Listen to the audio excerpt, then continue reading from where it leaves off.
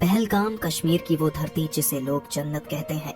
ऊंचे पहाड़, बहती हवा और बैसरण का वो मेडो जहां सैकड़ों लोग सिर्फ सुकून ढूंढने आते हैं। लेकिन 22 अप्रैल 2025 को इस जन्नत में वो हुआ जो किसी ने सोचा भी नहीं था। दोपहर 2:30। सब कुछ सामान्य था। यहाँ सैकड़ों लोग आए थे, कुछ हनीमून पर, कुछ अपने परिवार संग और कुछ तन्हाई में सुकून ढूंढते हुए। सब इस वादी की शांति में खोए हुए थे, पर शायद किसी को अंदाजा नहीं था कि इस जन्नत की चुप्पी कुछ ही पलों में चीखों में बदलने वाली है।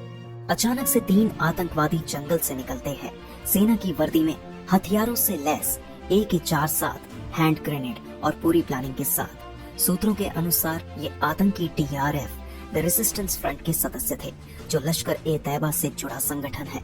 उन्होंने सेना की वर्दी पहन रखी थी ताकि भ्रम फैलाया जा सके। आते ही उन्होंने गोलियां चलानी शुरू कर दी। प्रत्यक्षदर्शियों के अनुसार आतंकियों ने कुछ लोगों से उनकी धार्मिक पहचान पूछी और फिर निशाना बनाया।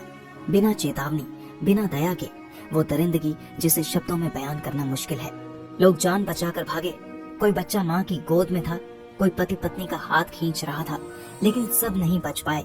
26 मासूम जिंदगियां हमेशा के लिए खामोश हो गईं। इस दिल दहला देने वाले हमले में 26 मासूम लोगों की जिंदगियां छिन गईं। इन शहीदों में थे भारतीय नौसेना के जांबाज अफसर लेफ्टिनेंट विनय नरवाल, एक ऐसा नौजवान जिसकी शादी को अभी सिर्फ कुछ ही हफ्ते ही हुए थे। उनकी नई नवेली जिंदगी, सपनों से भरा घर, सब कुछ एक पल में उजड़ गया। एक इंटेलिजेंस ब्यूरो के अफसर भी मौके पर शहीद हो गए। इसके अलावा 2 विदेशी नागरिक, एक UAE और एक नेपाल से थे। 20 से ज्यादा लोग गंभीर रूप से घायल हुए। एक महिला ने कहा, हम सेल्फी ले रहे थे, तभी पीछे से फायरिंग शुरू हुई। सब गिरने लगे। मैं अपने बेटे को लेकर भागी, लेकिन मेरी आंखों के सामने मेरे पति को मार दिया उस दरिंदा ने। हमले के बाद प्रधानमंत्री नरेंद्र मोदी सऊदी अरब से सीधे दिल्ली लौटे।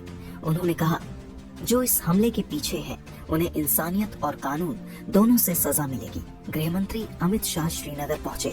राष्ट्रीय सुरक्षा सलाहकार अजित डोभाल ने सीधे ऑपरेशन की कमान संभाली। सेना, CRPF और जम्मू कश्मीर पुलिस ने संयुक्त सर्च ऑपरेशन शुरू किया। अमेरिका, फ्रांस, जापान, UAE, रूस सभी देशों ने इस हमले की निंदा की। संयुक्त राष्ट्र महासचिव ने कहा, पर्यटकों पर हमला सिर्फ एक देश पर नहीं, पूरी इंसानियत पर हमला है। पहलगाम की सड़कों पर सन्नाटा है। टैक्सी ड्राइवर, होटल मालिक, शॉपकीपर सब सहमे हुए हैं। कई यात्रियों ने अमरनाथ यात्रा की बुकिंग रद्द कर दी है। एक लोकल गाइड ने कहा, ये सिर्फ टूरिज्म का नुकसान नहीं, हमारा हौसला भी टूटा है। हर गोली सिर्फ एक शरीर नहीं गिराती, वो पूरे परिवार को तोड़ देती है।